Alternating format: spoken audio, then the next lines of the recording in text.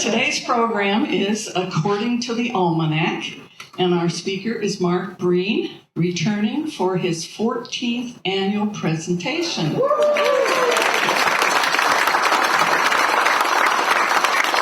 And he's already thinking about what he will present to us next year. Mark is a senior meteorologist and planetarium director at the Fairbanks Museum and Planetarium in St. Johnsbury. For over 40 years, he has been heard on Vermont Public's An Eye on the Sky each weekday morning, and in the afternoons on Vermont Public with the astronomy program, Eye on the Night Sky at 4:30. It's delightful to see him in person and to see who is behind that wonderful radio voice. He also is part of a singing group, too. So he's got a busy Christmas schedule ahead with doing singing for groups around. Along with weather forecasting, his work at the museum involves teaching weather and science, as well as creating and delivering presentations in Vermont's only public planetarium. He alternates our programs each year between astronomy and weather. This year, he's going to share his decades-long fascination with the Almanac. He'll examine how the weather predictions are calculated and also their accuracy after the fact. He'll explore all the other features that have been included in the almanacs, from astronomy and astrology to satire and entertainment. Please welcome Mark Breen.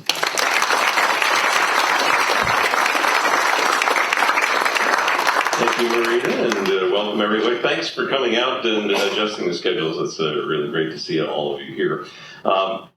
This idea of almanacs actually goes back to probably the very early time when I'm just getting interested in weather and weather forecasting and so forth. In fact, I was digging through, literally, I was actually on my hands and knees because I have a collection of almanacs going back to the 1960s, every single year, the Old Farmer's Almanac, so kind of an unbroken stretch at that point. Of course, the Almanac's been around for over 200 years, and we'll get into more of that, but almanacs just, they really captured my passion, and that's what I wanted to share with you today.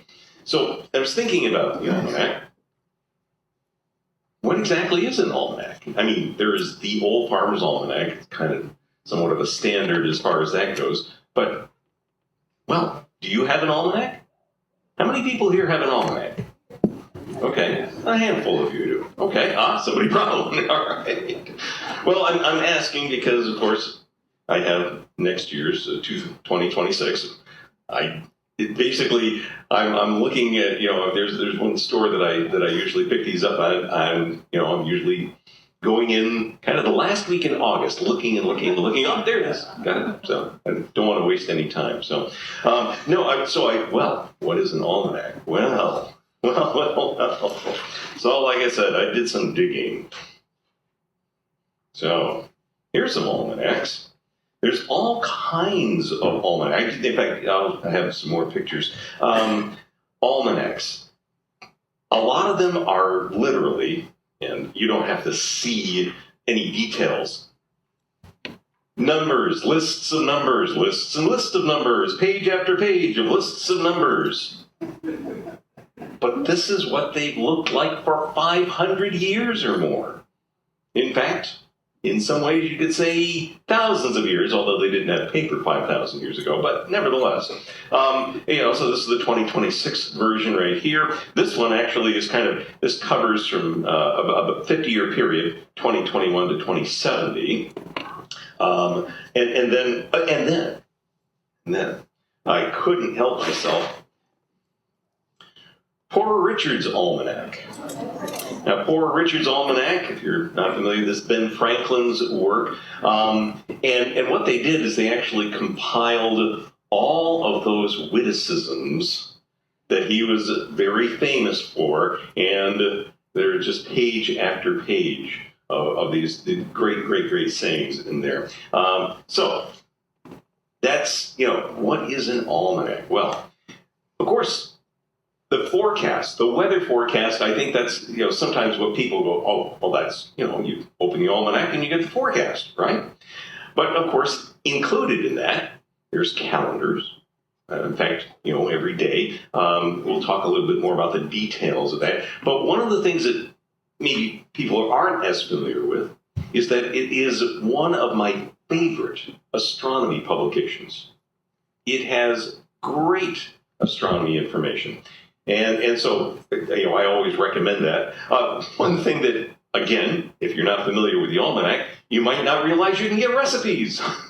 They usually run a recipe contest. And the interesting thing is, of course, it's published once a year. So in this year's Almanac, they're advertising what the next year's recipe contest is, making things out of peanut butter or whatever it is. So, and there is kind of the whole novelty thing going on with almanacs. In other words, it's not just, some straightforward information, although there are so many different kinds of almanacs. Some of them are, well, you saw that list of numbers. Not a lot of humor in that particular almanac, and that's fine. They all have their uses, but there are some quirky things in almanacs. We'll be able to share that with you as well.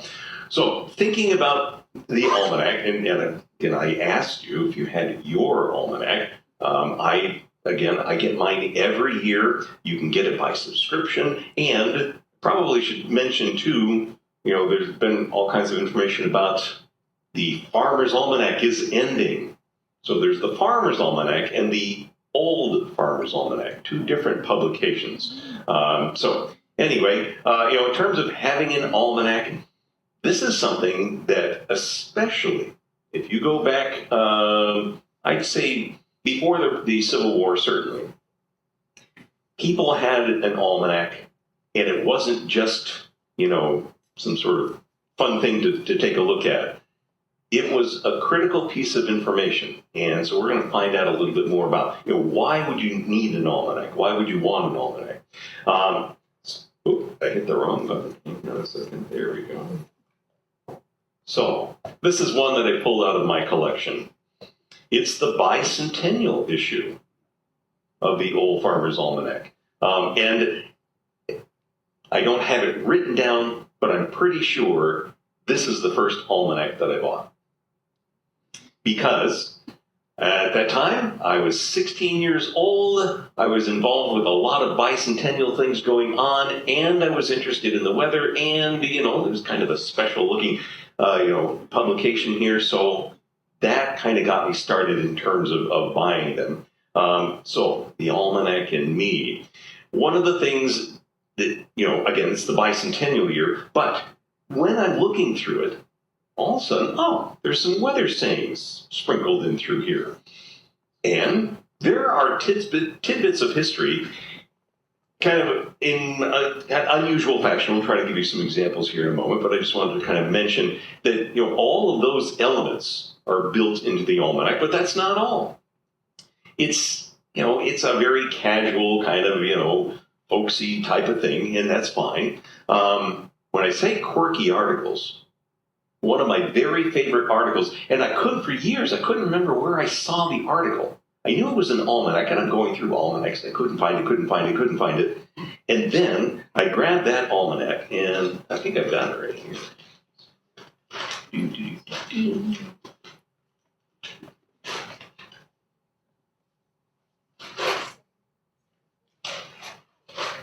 Many things. Okay, yeah, there it is.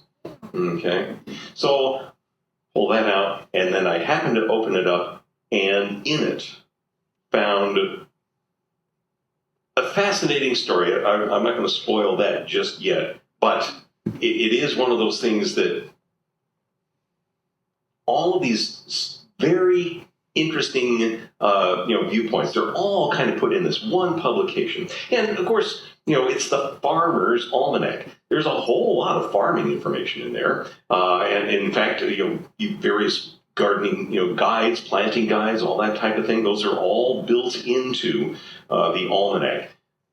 It's, 200 plus pages of just information, page after page after page. So Thinking about the Almanac, one of the things that I find fascinating is that this calendar setup.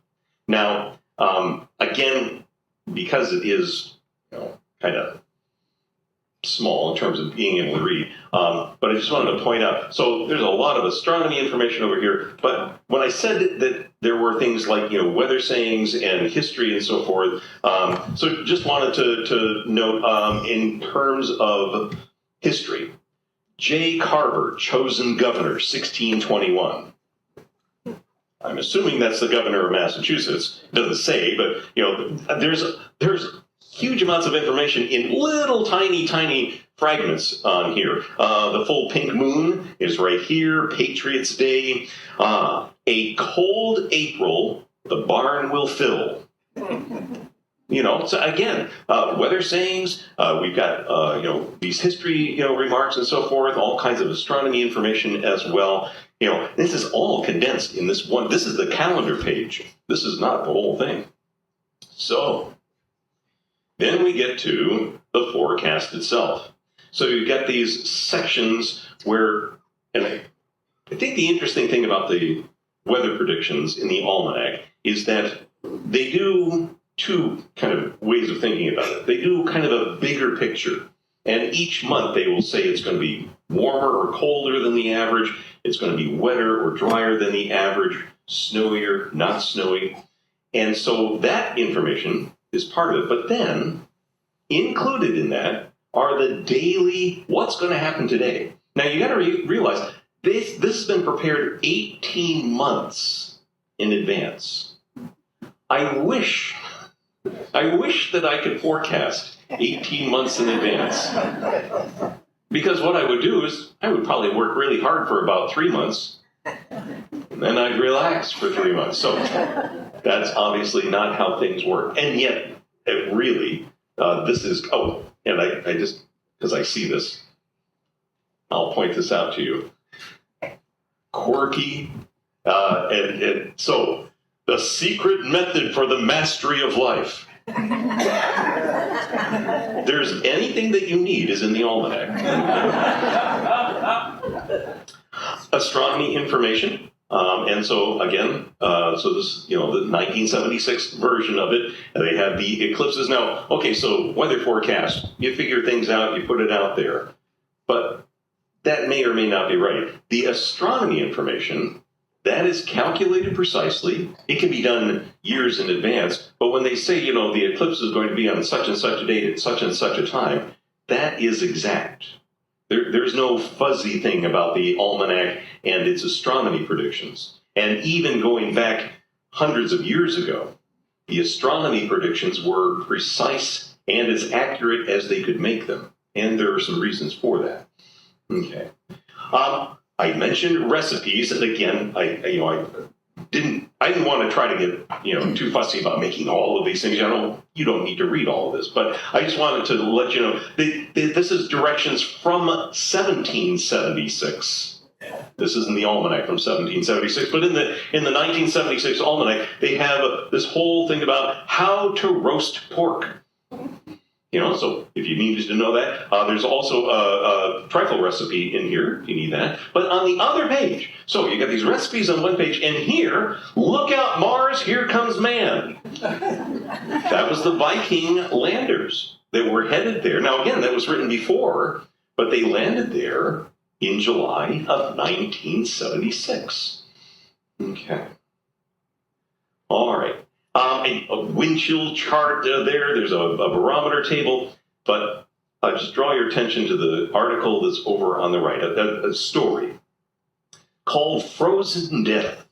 It was originally written in 1946, republished in 1976. It is still on the Almanac's website. So if you want to go read it, and you want a quirky story from New England, that's got to be it. I can't think of a better quirky story. Frozen Death. It's charming. It's not. I know it doesn't sound charming, but believe me, I just love it. So, okay. Now, so I was thinking about, we were talking about the forecast and how to forecast the weather and so forth. So one of the things, and this is going back a ways. I believe this was the Almanac from 1870 something, 72, I think. Anyway, they published this pretty much every year for over 100 years. The weather table. So one of the things that they would do, this is going back a few years, they would use the moon, and this was, I found this very curious. So essentially, when the moon changes to a new moon or a first quarter moon or a full moon, the time that happens, if it happens between midnight and 2 in the morning in the summer, you're going to have fair weather. Now, because we know exactly when the moon changes to those different phases, you could make this prediction 100 years in advance. Again, I wish it worked. It would make my life easy. Okay. Anyway, this is one of the ways going back. Now, I guess one other thing, and I'm going to zip back here for just a second. Okay. Because there is that section of the weather forecasts. Okay, so this is broken down. This is the New England region, November 1st and 2nd, fair, mild north, normal, or mild south, normal north. So they have these periods of time, very specific. Now, the other place that there is weather forecasts in the Almanac, and this is true today, there's actually this curious thing right over here, but it's all done in verse. I love it. It's great. So this is an April forecast. This is from 1976. Unseasonable and variable. Scene set for air serene. But then cold blast, the last. No threat to new bonnet. It's Easter. No threat to new bonnet. Blue occluded, then the sun comes through. A rash of splashes. I gotta use that in a forecast. I like that. So, all right. Anyway, I just wanted to share that with you. Okay. Now, this is all, sort of the basics of the Almanac and the way it's existed for a couple hundred years or more. But let's go back. Let's go way back. Way back. The very first almanacs were literally carved in stone. I never carved my forecasts in stone, just saying. But the two things that almanacs did, and this literally is going back several thousand years, the beginnings of writing on clay tablets and so forth, they accounted for a couple of things. They kept lists. Basically inventories, accounts of how many cattle, that fall, and how many barrels of wine, etc. So they kept lists. And in fact, some of that has helped us to decipher what, the ancient writings actually were. I mean, it's not like they were written in English. So once they started finding some clues about what they were, why would they be writing about anything? And they started realizing these were essentially accounting books. But the other thing that was critical was astronomy. Now, of all the things that you pick, I'm not sure that astronomy would be, we got to know astronomy. And how many cows and barrels of wine. So why those, well, obviously accounting for what you have, that makes sense. But why astronomy? Astronomy is, and to today, it is how we keep track of time. Now, I know you have your digital calendars and your paper calendars and so on and so forth. They're all basically conveniences to be able to read the sky. Coming later this month, we have the winter solstice. The winter solstice has been observed for thousands of years. They just found about 25 years ago, they found a circle in Germany, Gossig, Germany. And it's a huge circle. It's about 270 feet across. And what's it there for? It was built 7,000 years ago. And the two alleyways that are built into the circle are the sighting lines for the sunrise and sunset on the winter solstice. 7,000 years ago. They're paying attention to astronomy that long ago. And again, but why this whole thing about astronomy and calendars? Because if you're going to have a civilization, any civilization, you are going to have to be organized. You can't just throw it out there. And in order to be organized, you have to have a schedule. Having a schedule means a calendar, a way of keeping track of time. And so astronomy, all of a sudden, becomes one of the root foundations of every civilization. Every ancient civilization used astronomy. So I know I'm kind of going on about that, but that really is one of the keys to what almanacs were all about. So, Babylonian astronomy texts, lots of information about positions of planets and stars, and they connected that. They connected it to future events. Yes, they predicted the future. Oh, sorry. I don't know if anybody here check on your horoscope. All right, you don't have to admit it. Astrology. So, quick little, distinction. Astronomy is the science part of the sky. Astrology is using the positions of the planets and the stars and the moon and the sun and using that to predict your either personal future or the king's future, so on and so forth. Astronomy and astrology were not separate. They were the same thing through about 1600. Johannes Kepler, great scientist, basically responsible for understanding that planets didn't go around the sun in circles but in ellipses. Huge revolution in terms of science. He did astrology. He wrote up charts for kings and princes and so forth going, yes, don't go shopping on the 14th, bad sign or something. That's all tied into almanacs. All right. Now, again, like I said, by understanding that they were talking about essentially inventories in astronomy, they were able to translate some of these texts. And so we get from the cuneiform texts on the clay tablets, they get, translations. And so that eventually led to the understanding how, all of that writing took place. And it continues. You go from Babylonia. In fact, the Babylonian astronomy was essentially the root of Greek astronomy, which then went to the Romans, but they were using that to create calendars. Again, that's essentially an ancient form of an almanac. I found this one kind of interesting over here on the right-hand side. Essentially, this is a calendar, and these are some of the gods of the months. I can't tell you which one is which, but I can tell you, it's got a list of the 30 days. And so they got little holes.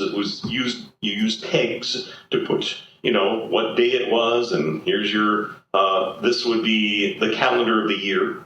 Okay, in fact, it still has the same astrology signs that we talk about today. Taurus the bull, Gemini, Cancer the crab, Leo the lion, Virgo, Scorpio, Sagittarius, Capricorn. They're all there. Okay, and again, a couple thousand years ago. Okay, so that's kind of, that's how almanacs were. Almanacs were, they were calendars. They were used, obviously, by, sort of the higher-ups, so to say. But something incredible happened in about 1440.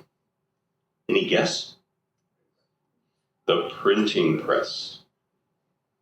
Actually, the printing press was invented in the 800s by the Chinese.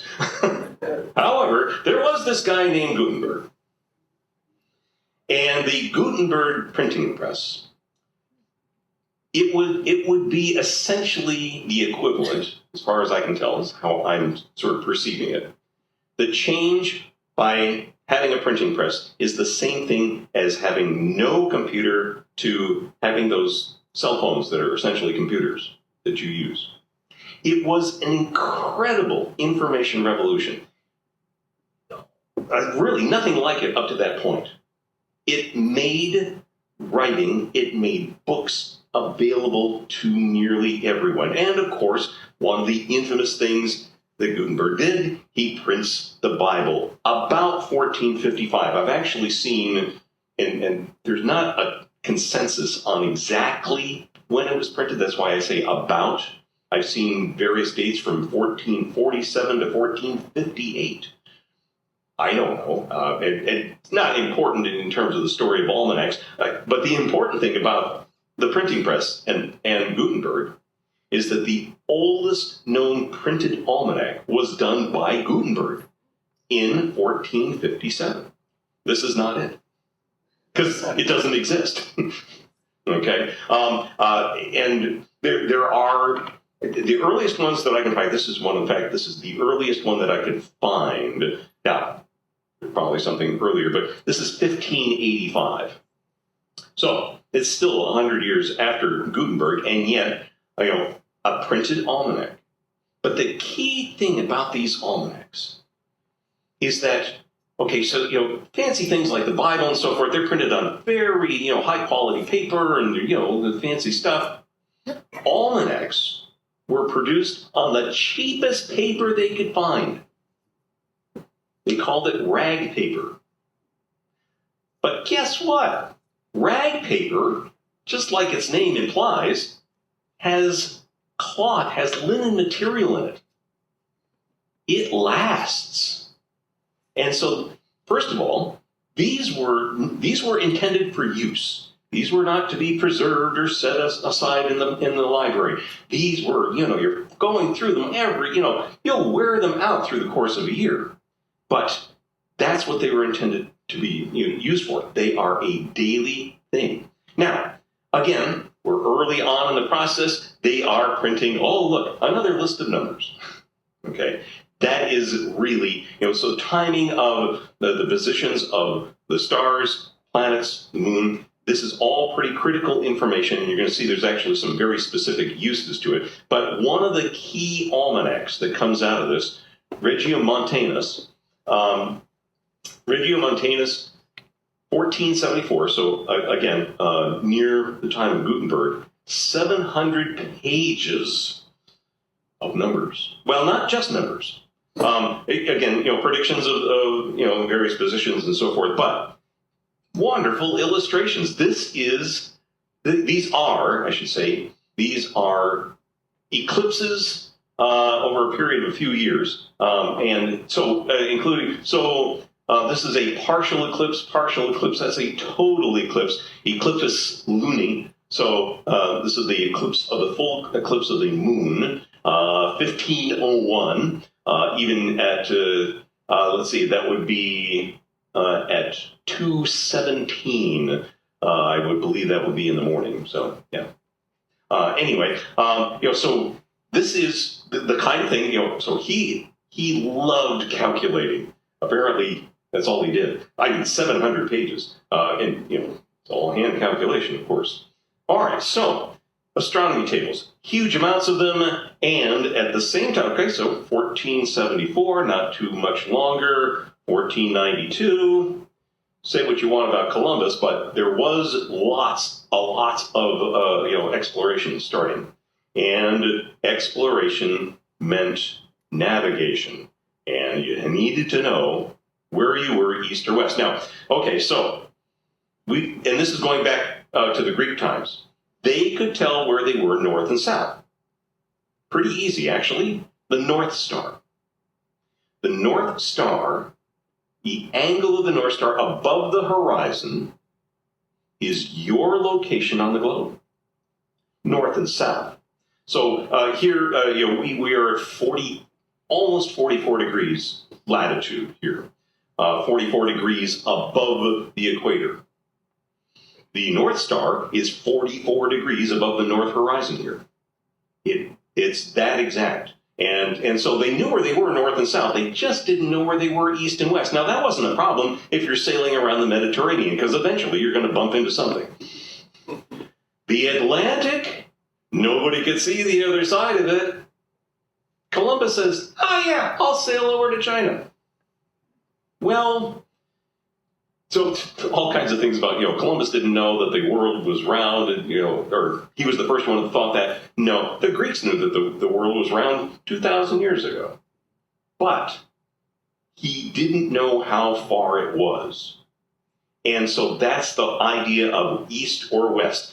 Basically, it's measuring the angle of something, and this is kind of a representation. There's a kind of a large representation here, angle. But if you look down here, there's two guys, different locations on the Earth, and they're both looking at the moon, but he's looking at it with these stars in the background, and he's looking at it with those stars in the background.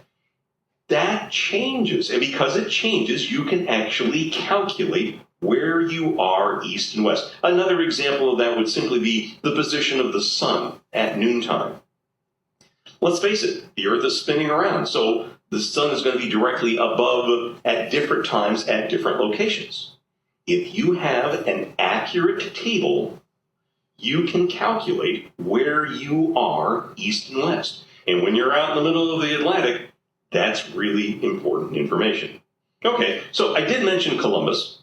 And so, Columbus, this is an infamous use of almanacs. So, and when I say a difficult time, a difficult situation on Jamaica, this is his last voyage. His ships are aging. According to stuff that I've read, some of his ships had woodworm. I think that's what they called it. Essentially, there were these worms eating away at the wood. They were no longer seaworthy. He's stuck in Jamaica. He can't leave. Now, initially, not that Columbus was in great favor by the natives there, but okay, they helped him out. They gave him some food. It's like company that doesn't leave after 3 days. It's like, all right, he's still here. I guess we'll bring. They finally get fed up with him. It's like, we're cutting you off. You're not leaving. We don't want to give you any more food. You haven't really been nice to us anyway. So, what happens? Well, Columbus had with him 2 almanacs. Again, he was navigating. And so the 2 specifically, Abraham Zacuto and Regiomontanus, which I mentioned before. Zacuto, incredible accuracy in terms of his astronomy information. And so Columbus is using that, but he actually found, when he was comparing it to Regiomontanus, that they weren't exactly the same. And Regiomontanus's predictions were more accurate. So he takes advantage of this, and he's desperate for food. He's got to do something. And so in Regiomontanus's notes, in his almanac, there was going to be a total eclipse of the moon. February 29th, 1504. Well, that's coming up in a couple of days. So Columbus says to the natives, if you don't bring us more food, I'm going to cause the moon to turn red. They're like, yeah, never. And of course, the eclipse happened. And of course, the moon turned red. And the natives, not understanding what was going on, they, okay, we'll give you food. It saved him. And I think there was another fleet coming from Spain at the time. He got rescued and so forth. So that's the story of him and the almanac. Now, okay, so we're moving into the 1500s, and into the 1600s. Almanacs really, yes, there's all the astronomy stuff going on, but it's more of a general sort of publication. People are looking at it. So, Poor Robin's Almanac. Now, again, at this point, almanacs have been around for a few hundred years. People are used to them. Why not poke fun at them? And that's what Poor Robin's Almanac was all about. It was a parody of almanacs. So, I gathered a few bits of information here. So, and it says a whole bunch of stuff, blah, blah, blah, blah, blah. But what I wanted to show you So in this is 1674, listed in the calendar here, whales and dolphins dancing upon Newmarket Heath. Don't know what that's all about. And then down here, an apparition of cans of beer on an alehouse table. Again, he's just poking fun. And now, this was an incredibly popular publication for decades. And so something else, again, I don't want to get into the whole reading thing, but I've got to tell you, just even the headlines here. So one of the things in almanacs is they had very often road information. I'll actually have I'll show you some actual road information, but they were taking, a stab at this. And so these are common roads or highways and the number of miles leading thereto. And so the first road is from riches to poverty, 14 miles. It includes from a shop well furnished to the neglect, 6 miles. And then from neglecting to the losing of customers, 4 miles. So on and so forth. You get the idea. Again, there's a whole page of it going on there. All right. Now, again, 1500s, 1600s, we are now seeing European colonies in North America. And as it turns out, the first book printed in North America was an almanac. They had printed a hymnal and another broadsheet, but it was done on this press, known as the Day Press, but it was printed by William Pierce. Now, 1639, very, very early on. So, almanacs, like I said, these are a critical part of people's lives. It has very important and useful information in terms of calendars, astronomy information, and so forth. They weren't really worried about the weather, truly, not from the almanac. Okay, but the date 1793. 1793. And the thing that I find fascinating is it looks the same as it does in 1976. Well, I mean, if it's working, why change your format, right? So lots of astronomy, like I said.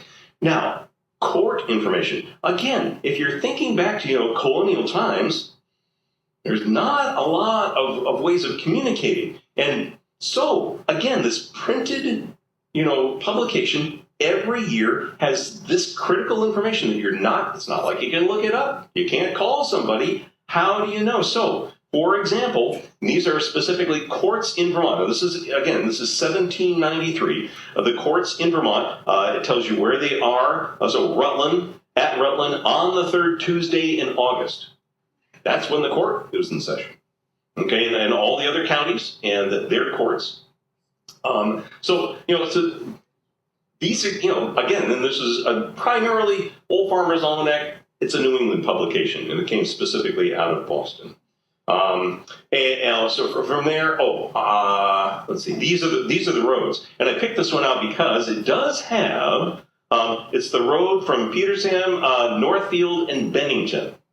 And so as I go down through the list, you got Rutland, Wood, and Oakham.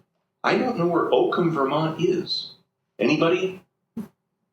It's some village, someplace. Or it certainly was in 1793. But so what it did is it listed the towns, but it listed the taverns. I know, you're thinking taverns. No, that's where you stayed. If you're on the road, you go from tavern to tavern to tavern. If you're and so we've got Barry, Orange, there we go. Northfield, Hinsdale, Brattleboro, Marlborough, Wilmington, Reedsboro, Woodford, Bennington. Okay, and all the different inns that you would be stopping at and the distances. Okay, so again, this is again published every year, and in fact, it's encouraged that the tavern owners send the information to the almanac so they can update it.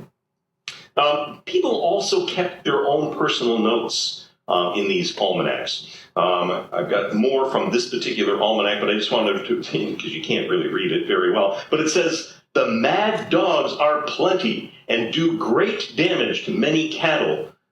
Some persons are also bit by them." Okay. But there's also weather notes in here. The first part of that, something very cold, moderate, weather fine, sledding. Again, people, you had one every year, you kept notes. Okay. There's poor Robin again. Again, just entertainment. So, now, at this point, we get the Farmer's Almanac, the Old Farmer's Almanac, in terms of these classic types of almanacs. That's it. But there used to be, everybody was producing almanacs. They're all over the place, which is fine, and it was important. But now we come back to that same printing press, the day press. And the reason that I wanted to come back to it is that printing press was eventually headed for Vermont. As Vermont becomes a state, or before it became a state, 1780, the first printing press. Across the river, by the way, across the Connecticut River, in Vermont. Boundaries weren't what they are today. That was specifically considered Vermont at that time in 1780.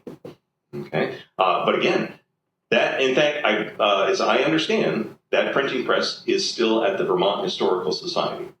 So it's the first printing press in North America. It's here in Vermont. Okay. Early example of an almanac from Peacham, Vermont, 1799. Okay, so this is early on, printed by Farley and Goss, and that's actually the page that you'd seen before. But again, like I said, he was keeping notes in here. There's all kinds of things about the weather and so forth, and other things. Oh, calf. I assume a calf was born at that point. Again, these are it's a great way to keep track of time, of agriculture. So there's different things about how to graft apple trees. Again, published every year. Now, something else is, I've been really fortunate, over the past few years, some people from the Pomfret Historical Society have been giving me some information about Hosea Doden. Anybody familiar with Hosea Doden? Okay. I wasn't either, but they said, well, we don't really have any use for these, so they sent them to me. Now, they do have some information. They kept like some of his diaries and that type of thing at the Pomfret Historical Society. But he was a self-trained astronomer, great mathematician. In fact, he basically went through a grade school, elementary education, continued to educate himself, and did so well that eventually he was given a degree from Norwich University. Anyway, his information specifically was put into Walton's Almanac, which is published out of Montpelier. And so here's the Walton's Almanac, Farmer's Almanac, and in here, Astronomical Calculations by Hosea Doden. And so he supplied, and so what he did is he would take information that was already available from something called the Nautical Almanac. That's one of those books with lists and lists of numbers, but he was able to calculate and convert that into specific times for Montpelier. Sunrise, sunset, moonrise, moonset, that type of thing. And so, again, there's just a sample. I just took a quick picture of some of the stuff that I have. His drawings, I was just fascinated, and I wish I could. I tried as best possible to kind of enhance the quality of them. But his writing is exquisite. This is a partial eclipse of the sun that was back in April of 1846. There's a lunar eclipse that he sketched out. Just this great information. And this is, it's just his handwriting here. But this was his handwriting that eventually got printed in the almanac in terms of certain eclipses that were taking place that year. So I mentioned Columbus and the whole event with that. There is there are actually a couple other interesting almanac-related events in history. And the first one was Tecumseh. Chief Tecumseh, Shawnee Indians. There's some question as to whether he used an almanac to predict an eclipse. And that was important because, and this is the eclipse that, apparently that he predicted, or I shouldn't say that. This is the eclipse that he referenced to from the almanac, June 16, 1806, which went through here. It also went through into Illinois, which is where he was. And so the information was there. Now, again, like I say, astronomy information can be calculated years in advance. So the assumption was that he had seen some almanac at some point and was able to recall that and knew, and of course this gets into this, again, 1806. Harrison is not president at this point. I believe he's the governor of Illinois, and he's basically, he's trying to get the Native Americans out of the way. And so he challenges them. He says, all right, if he's so smart, make a prediction, make it, an eclipse happens. So now it turns out that Tecumseh spoke English pretty well, but his brother didn't. He was, however, called the prophet. And it's most likely that Tecumseh recalled the information from the almanac, made the prediction, and basically united the Shawnee tribes at that time. And maybe, I don't know, if there's an almanac event that people have heard of before, and thanks to Norman Rockwell, a great picture of Abraham Lincoln. Just in a few years before he is elected president, he is infamous for using an almanac to basically save, be the son of a friend of his. He was accused of murder. So he was a widowed friend, and so her son was accused of murder in 1858. And so he uses the almanac. Now, specifically in here, it's on the 29th of August, 1857. This is the almanac from 1857. And on it, it says that the moon sets at 11:39. Now, the time that he was accused of killing this guy was at 11 o'clock. Lincoln gets a couple of witnesses on the stand and says, oh, and I'm sure you could see who that was because the moon was high in the sky and it was a bright full moon. The witness is going, yeah. He's doing a great job at leading the witness. And then he pulls out the almanac. Now, people have accused him of changing the almanac. He didn't bring out one almanac. He had 3 different copies of the almanac. Anyway, he was infamous for being able to use that and, again, points out, I guess the other thing that's important, it says the moon runs low. It probably doesn't mean anything to you, but the moon, as it tracks across the sky, the moon's tipped on a bit of an angle, so it can run a little higher or a little lower, depending on where it is. And so in this particular case, it specifically says, there's a little symbol here, moon runs low. That means the moon was quite low in the sky, and that's basically what he said. The moon was barely above the horizon and not high up in the sky, and it wasn't a full moon. They couldn't see. I also read someplace that the guy probably did it. I don't know. But nevertheless, the thing is, the Old Farmer's Almanac has often been referenced as, that's the almanac he used. And it's not likely it was, because the times in the almanac in 1857 are for Boston. Now, if you pick up a copy of the almanac today, it has correction tables. You can correct it anywhere across the United States. You can adjust the time of moonrise, moonset, and so forth. Not in 1857. So it's not likely that he used that almanac. Now, like I said, so I'm talking a lot about the Old Farmer's Almanac. It's got kind of a common style for one, but there are all kinds of almanacs, and they're not. So almanacs, going back to the original idea that I mentioned, lists. In this case, and I don't know I can remember as a kid anyway, I used to go to the library and read the World Almanac. It was just cool. And, okay, in fact, it's still being published. The World Almanac, Book of Facts, 2025. But there's the Earth Almanac, the Nature Almanac, the Vermont Almanac, the Sports Almanac. There are, and I just kind of grabbed a few of them. There are all kinds of almanacs being published. Okay, so here we are. It's 2026. They're going to be. Are almanacs still relevant? Do we really need them anymore? Well, if you want a weather forecast, obviously, you don't have to go to the almanac to get it. Astronomy information, and I continue to let people know, I think it's a great one source. Everything's, kind of there for you in terms of astronomy information. I've always recommended, and that's great. And like I said, the calendar pages, this is 1793. Oh, shoot, I didn't do that right.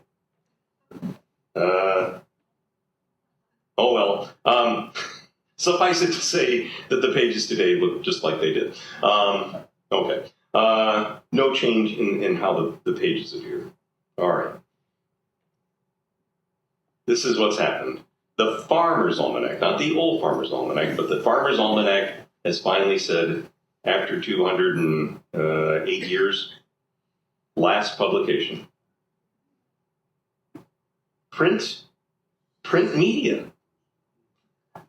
I mean, I was just at my folks' house, and they're up into their 80s, in great health. I'm very fortunate. They don't read the newspaper anymore. I come down for breakfast in the morning, they're both on their phones doing this. They're reading, and they've got the little Kindle thing, but print media is fading. There is no question about it. That doesn't necessarily mean that almanacs are gone. Almanacs, again, in fact, the Old Farmer's Almanac has a great website with all of its information, all of its quirky articles. I'm sure you can find recipes and gardening information, just all kinds of stuff. It is still relevant, and it's kind of a great hodgepodge of information, but its print publication is still incredibly popular. I didn't look at the circulation numbers, but it is a very, very popular publication. So I'm just trying to keep it going. This is my almanac. I've been doing this for more than 25 years now. I call it the Skywatch Almanac. It's actually available on the museum's website, I think, in some form or another. Again, it's kind of a combination. It's got astronomy. It's got some weather stuff. It's got some old things going on, weather sayings and so forth. So to me, this idea of having all that information all collected in one spot, quirky and detailed and precise and scientific, all of that combined, I would be lost without my almanac. So, all right, well, anyway, that's what I wanted to share with you today. Thank you so much.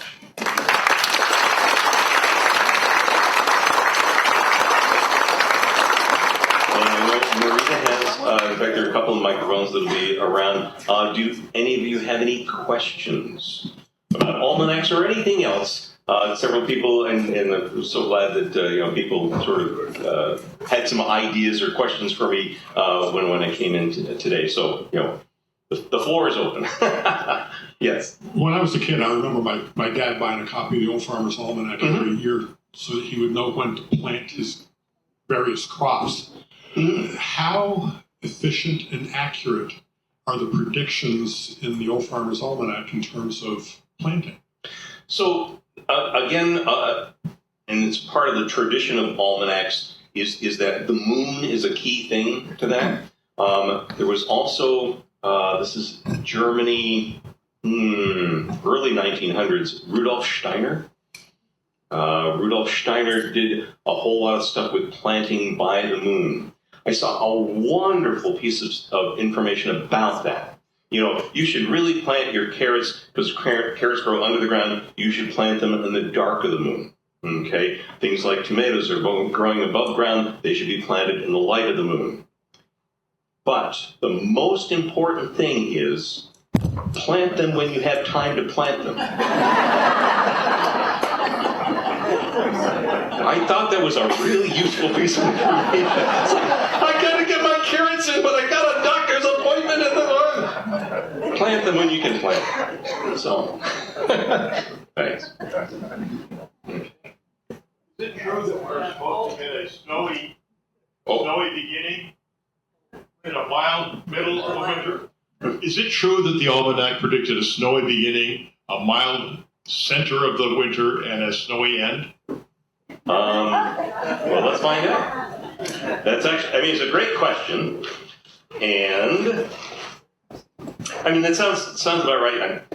It's one of those, I did look at it, but I don't remember off the top of my head. Let's see here. Glasses.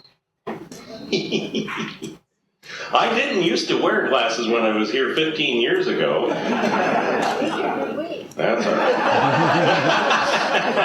All right. So it says winter. Temperatures will be above normal. Coldest periods December and early January. Precipitation and snowfall will be below normal. Snowiest mid-November, early to mid-December, and early February.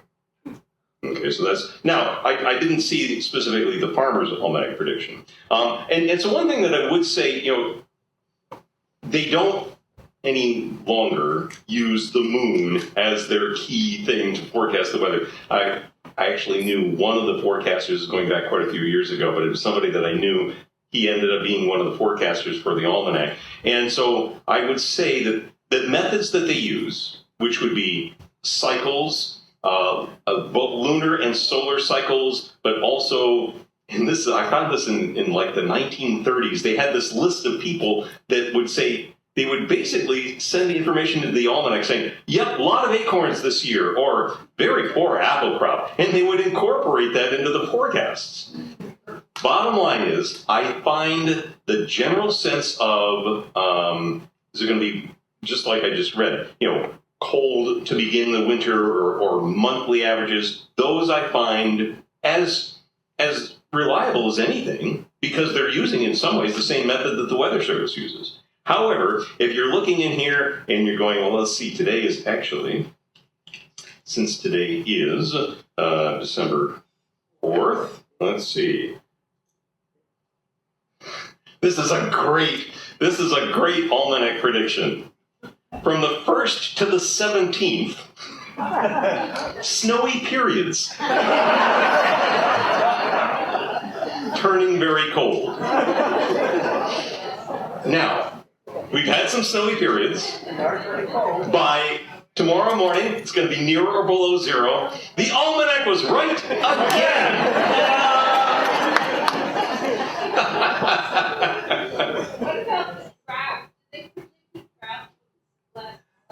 Did they predict the drought? Well, hang on, because I brought this year's and next year's, so let's just find out. And I will say that the Almanac claims they are accurate 80%. That's pretty, that is pretty good. That's what they say. They're their own judge. So let's see. June, 1 inch below normal. July, 2 inches above normal. August, average. September, 1 inch above average. I think they missed that one. So, okay. Oh. Where did you say in, was it Germany, that those two bees? Oh, it's a place called Gossec. Goseck. Gossec, Germany. It's about 7,000 years ago. Do they still have that reference today? Well, so they actually discovered it a little less than 25 years ago. I think it was 2002 or 3. And they excavated it, opened it to the public in 2005. So they haven't known about it that long. Now, I mean, the alignments are still the same. They've since then, I shouldn't say since then, in addition to that, they have found a number of other sites very similar, but it was an unusual thing. So that was 4900 BC. For about 200 years, that style of circle and alleyway was created in different places in Europe. And that was it. They only did this for 200 years. Then they moved on. They started doing it different ways. Okay. So, and that's as much as I know. Is that related somehow to Stonehenge? That's way before Stonehenge. Yeah, Stonehenge is 4,500 years ago, or 4,500 years ago. Yeah, so this is 7,000 years ago, separated by thousands of years. Okay. Thank you. Yeah, you're welcome. Okay. Can you tell us how you got interested in weather? I always think that's so fascinating, your story. Snowmen. When I was a kid, I was born in northern New York, just west of Plattsburgh, a little town called Dannemora, now infamous for its prison. Nevertheless, but so I there, and then I moved over to Montpelier and Potsdam. So basically, I'm up in the North Country. I'm in my prime snow building man years. And when I was 7 years old, my dad took a job in Connecticut. That's a lovely spot in Connecticut, and he's still there, and I still go back. So, but I say that because, well, you get snow here, and basically we have snow in winter. In Connecticut, it snows, and then it goes away. Then it snows, and then it goes away. And so it got to be really not very reliable. And I was curious as a kid. I wanted to know when the snow was coming. So we combined that with the fact that I got involved in Boy Scouts, and apparently you have to do merit badges. All right, so I'm going through the list and going through and through. Here's the easiest one I can find. It says weather. Okay, all you had to do is write down the weather for 3 weeks. It didn't say it had to be right. You just had to write it down. Okay, I can do that. Well, and I'm not sure that captured my imagination, but at the same time, in December, this is December of 73, huge ice storm. Like 2 inches of ice on everything. Power out for a week. We heated up cans of SpaghettiOs on the fireplace hearth. True story. Nevertheless, I was so fascinated, I didn't stop at 3 weeks. I kept writing it down. In fact, I kept writing it down all the way through high school. There was 1 week I was going to miss. I encouraged my younger brother, maybe by being bigger than my little brother, but I encouraged him to make sure that he didn't miss a day so that my records would be complete. But again, at that point, obviously, absolutely fascinated about the weather. I knew by the time I was in high school, I knew I was going to be a weather forecaster. So.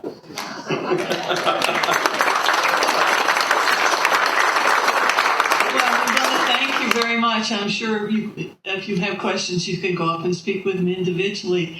This has been wonderful, and we look forward to the 15th year. Great. Yes. Thank you, Marie. Thank you, everybody. Safe travel.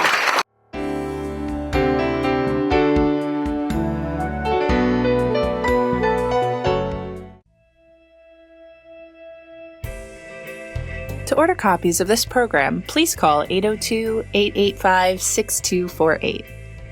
This program was created using equipment of SAPA TV. The views and opinions expressed in this video are not necessarily those of SAPA TV or its staff. Visit us online at www.sapatv.org. Thanks for watching.